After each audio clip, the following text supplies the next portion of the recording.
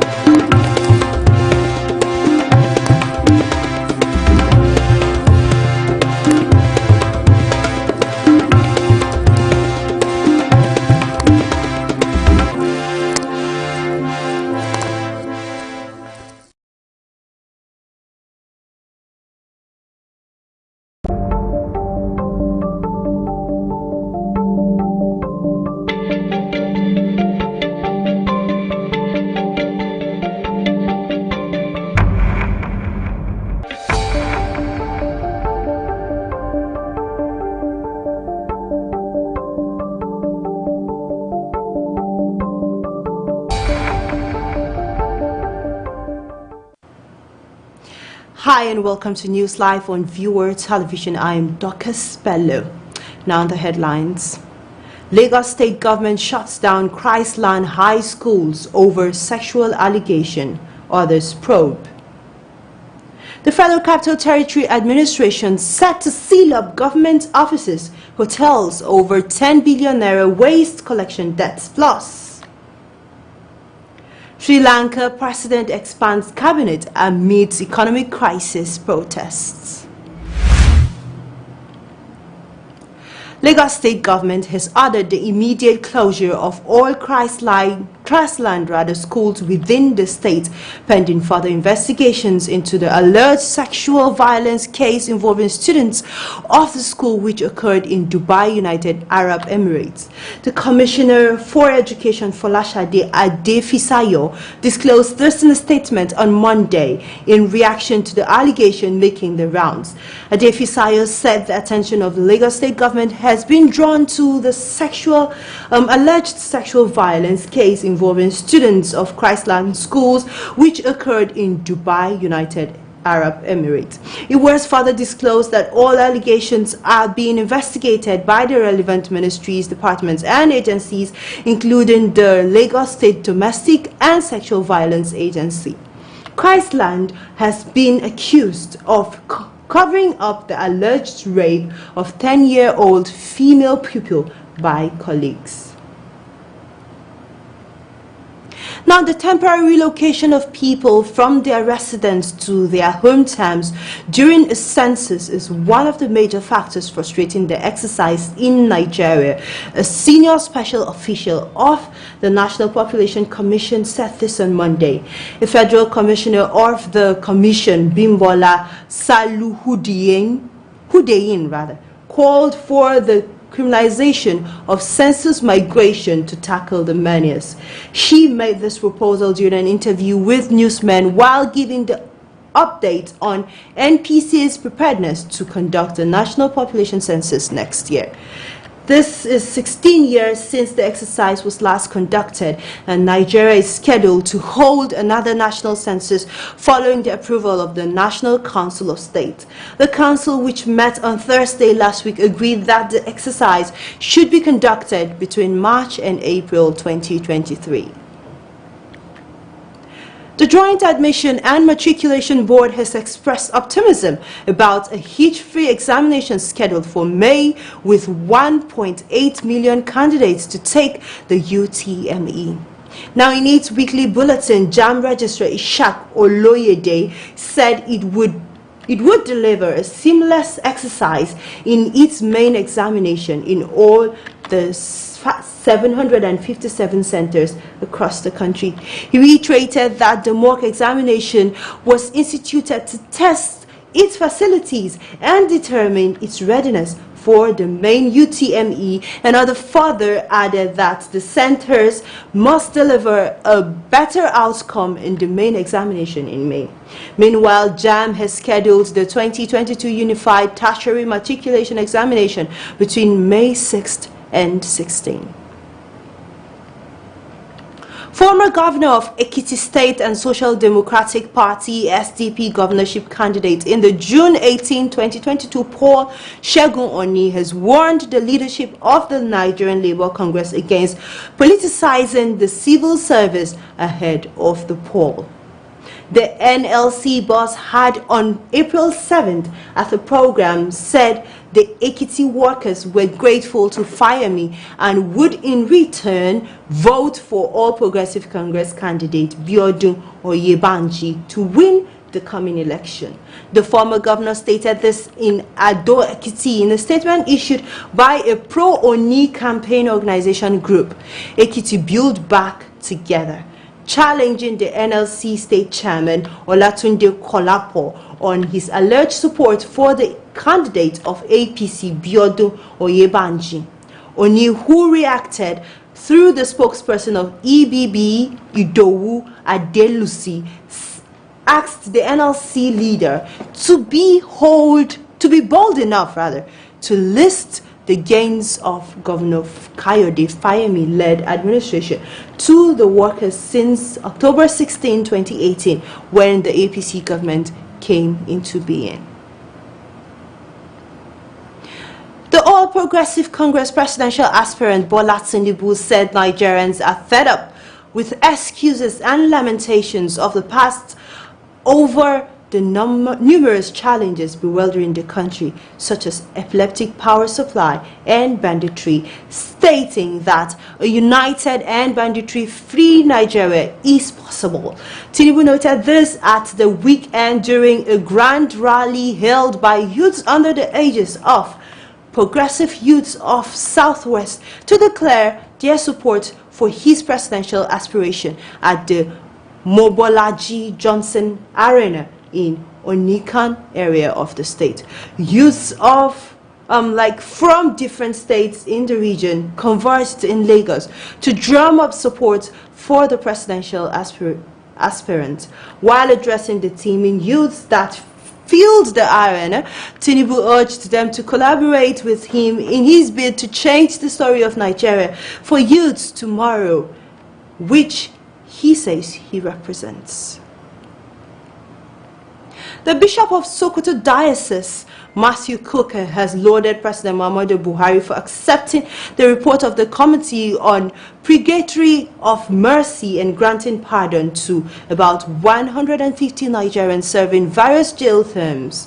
Cooker made the commendation in his Easter message delivered at a mass service in Sokoto. He said another challenge would to immediately free all innocent Nigerians held captive and those whose only crime was they were living in Nigeria. The bishop lamented the increased cases of kidnapping, banditry, and overcriminality, and stressed the need to collectively put up efforts against the menace. He urged religious leaders to strive towards recovering of cordial living among community members and deploying their moral authority, as well as avoid falling victims to the scheme of politicians and their material sentiments.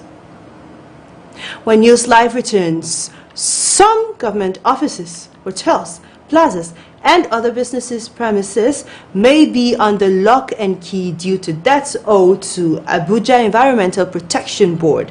Details of this and more comes to you right after this break.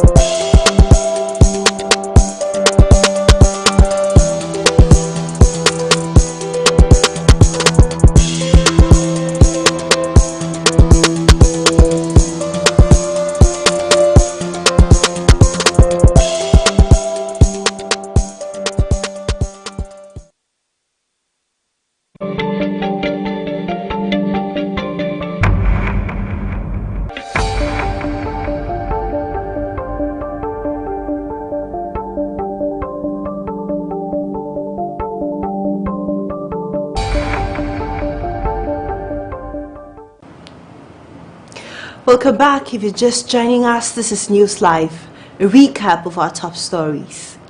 Lagos State government shuts down Christland High Schools over sexual allegation, others probe. The Federal Capital Territory Administration set to seal up government offices, hotels, over 10 billion naira waste collection debts plus. Sri Lanka President expands cabinet amidst economic crisis protests. As workers prepare to resume work after the Easter holiday, some government offices, hotels, plazas, and other business premises may be under lock and key due to debts owed to the Abuja Environmental Protection Board. This is coming on the heels of the task team set up by the Federal Capital Territory Administration's Permanent Secretary Olushade Adeshola to recover over 10 billion naira owed the AEPB by several government agencies, businesses, and residential apartments in the national capital.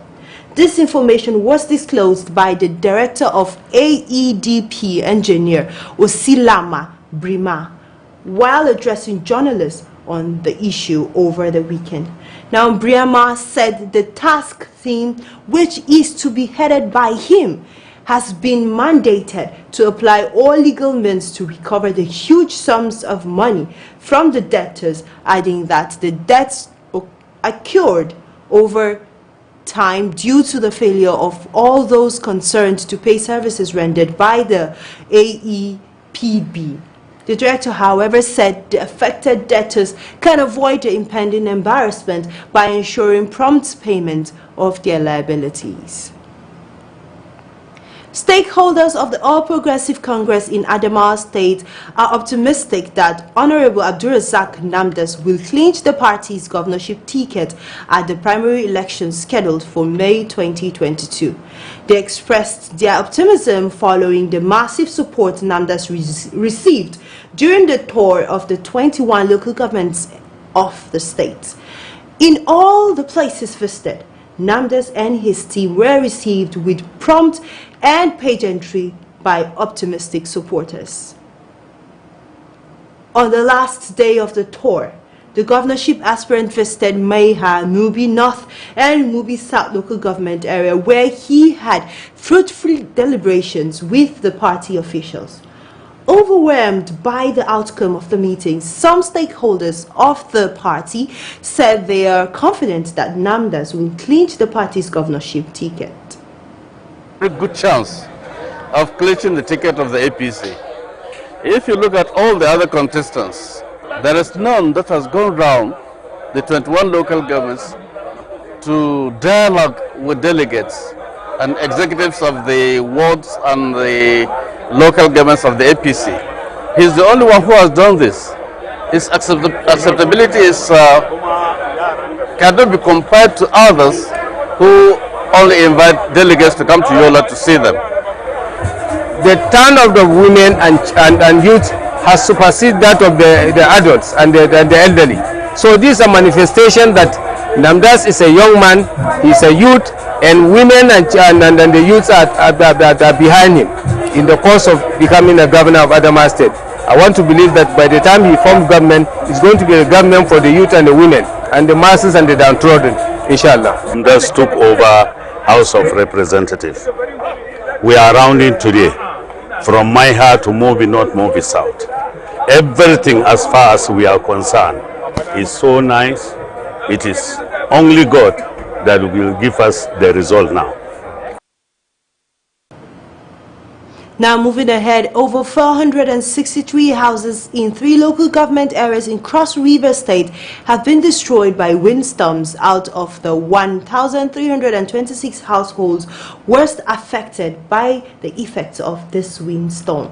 Newsman reports that the affected local government areas were Obudu, Yala and Ogoja.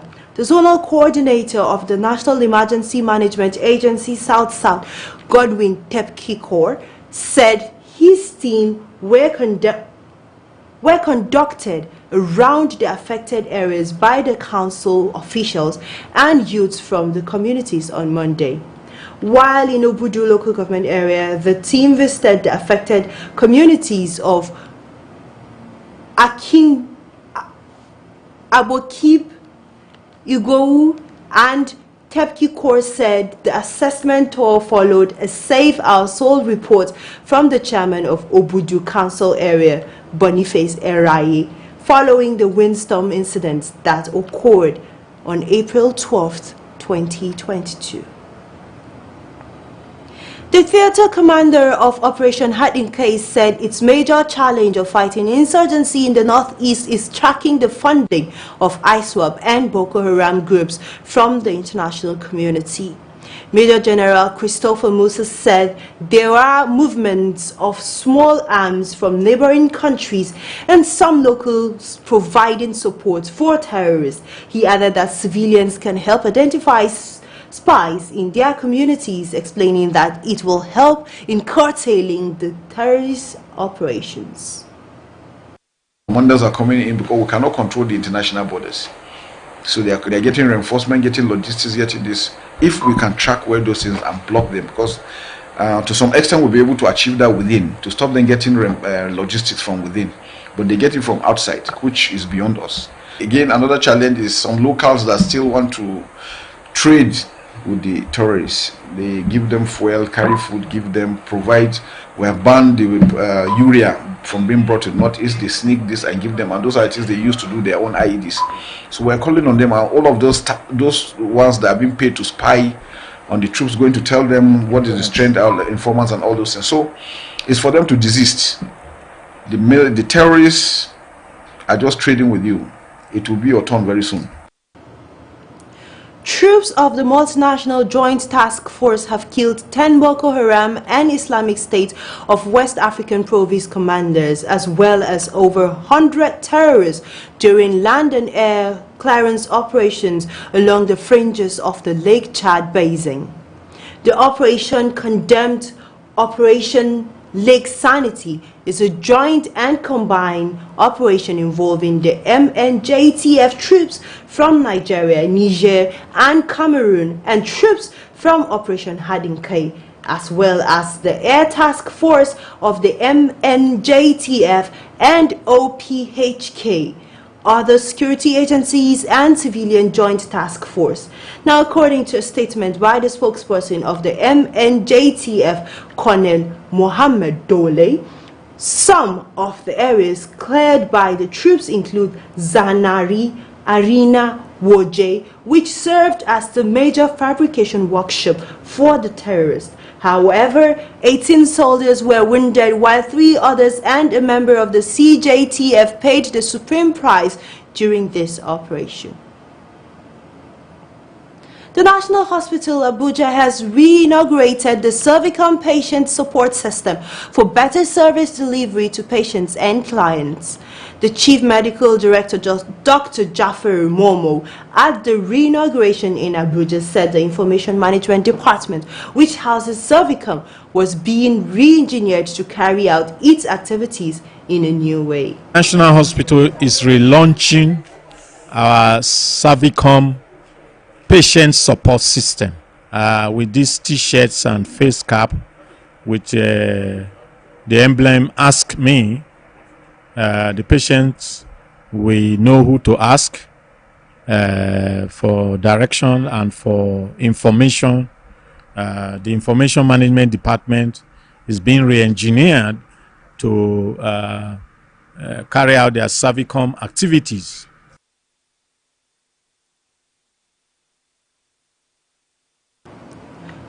Dr. Tayo Hastrop, the head of Department Information and Protocol, said the department noticed the patients and clients asked a lot of questions during directions to the wards and other service areas, so the department planned to have guides within the hospital.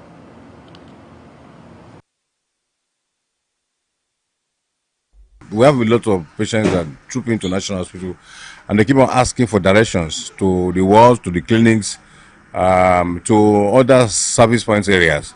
And so as public relations and the office of protocol department, we plan that we should have guide within the hospital so that we have a tag, "Ask Me," so that when we wear it and go around, people that are coming to the hospital will be able to ask questions from this staff.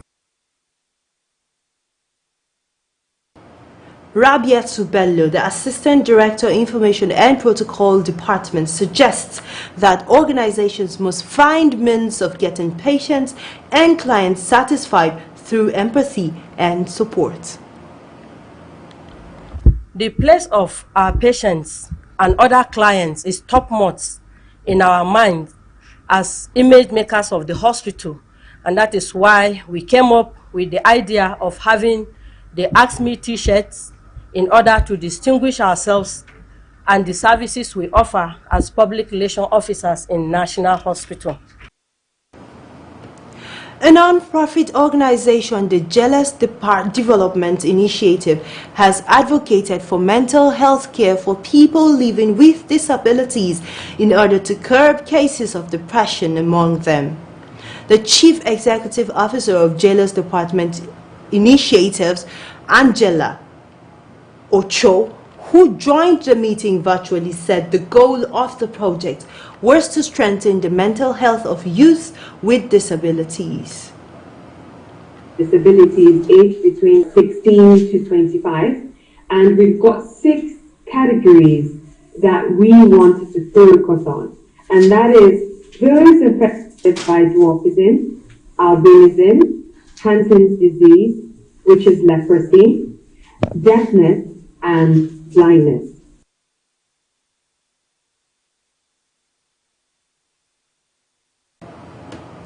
Angela Umoru, the Chief Operation Project Officer of JDI, explains that the representatives of persons with disabilities were drawn from 6 different clusters that include the blind, deaf, sickle cell warriors, those with leprosy, dwarfism, and albinism.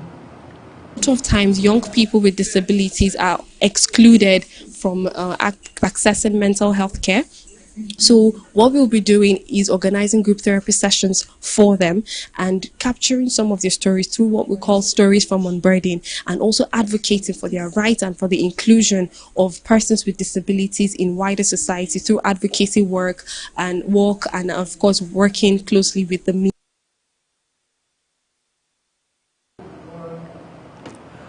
Kolawole Jeoba from Advocacy for Women with Disabilities Initiative expressed his delight to be a part of the project and noted that it will go a long way to enlighten women and girls with disabilities. Caregivers also need some form of encouragement. The public as well too.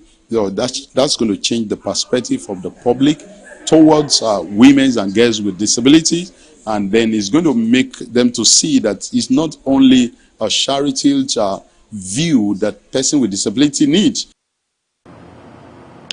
The Japanese ambassador to Nigeria, Matsunaga Kazuyoshi, has stated his resolve to work with the Karate Federation of Nigeria to promote the sports in the country.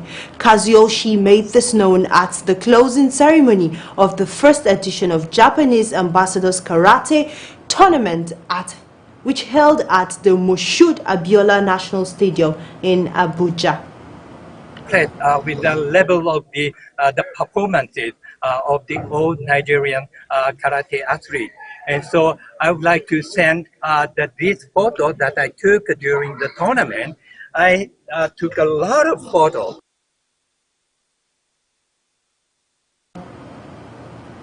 On his part, KFN President Silas Agara said he was pleased with the turnout of the participation in the championship.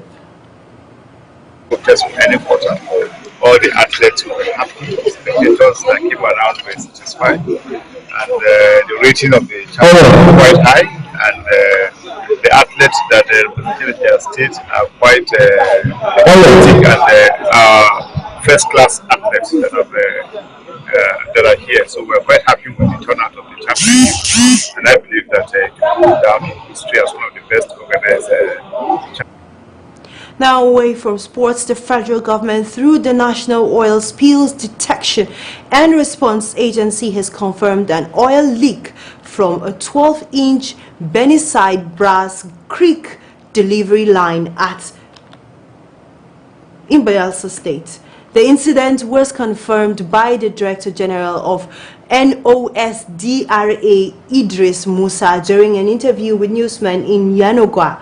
Moses said the incident, which occurred at the Shell Petroleum Development Company of Nigeria facility, was investigated by Nostra. This recent leakage is the latest in a series of oil spillage by Shell, which has put the multinational oil firm in conflict with host communities.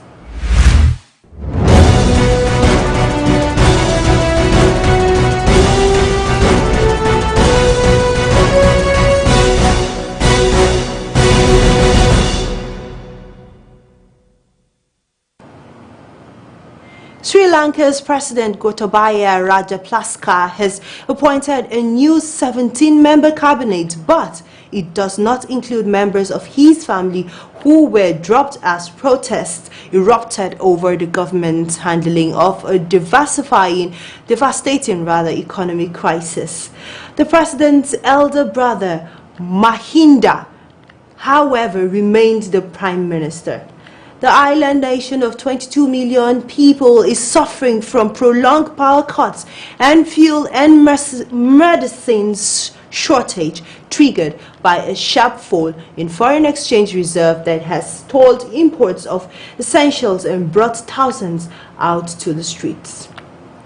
Rajapaksa's government is set to begin talks with the International Monetary Fund (IMF) on Monday for a loan program, and analysts have flagged political instability as a risk in Sri Lanka's finding a way out of financial turmoil. North Korea must return to diplomatic path, the top U.S. envoy for the country said on Monday, following Pyongyang's blitz of missile launch and growing signs in its resumption of nuclear testing. North Korea has carried out more than a dozen weapon tests so far this year. The latest one over the weekend is a short-range test that state's media claim would enhance the efficiency in operations of tactile nukes. U.S. Special Representatives for North Korea's Song King arrived in Seoul for a 5-day visit and met the South Korean counterparts, Nyong Kyung-duk. After talks, the two envoys jointly condemned recent actions by Pyongyang, including what they said were at least 3 launches of intercontinental ballistic missiles. Russian missiles hit the western Ukrainian city of Lviv on Monday, killing at least 7 people, Ukrainian officials have said this. Plumes of thick black smoke rose over the city after a series of explosions shattered windows and started fires. Lviv and the rest of western Ukraine have seen only sporadic attacks during almost 2 months of the war and have become a relative safe haven for people from parts of the country where fighting has been more intense. Lviv Mayor Andriy Sadov said 7 people were killed and 12 wounded in the overnight missile strikes. Lviv's regional governor Maxim Kazovsky said the Russian strikes hit 3 military infrastructural facilities and entire shops. He said that the wounded include a child and emergency teams were battle fires caused by the strikes. Now that's all that we have for you tonight, but before we go, recap of the top headline stories. Lagos State government shuts down Christland High School over sexual allegation, others probe. The Federal Capital Territory Administration set to seal up government offices, hotels over 10 billion naira waste collection debts. Plus, Sri Lanka President expands cabinet amidst economic crisis protests. Many thanks for watching. I am Dorcas Bellu. Please stay tuned and enjoy the rest of our programs. Bye.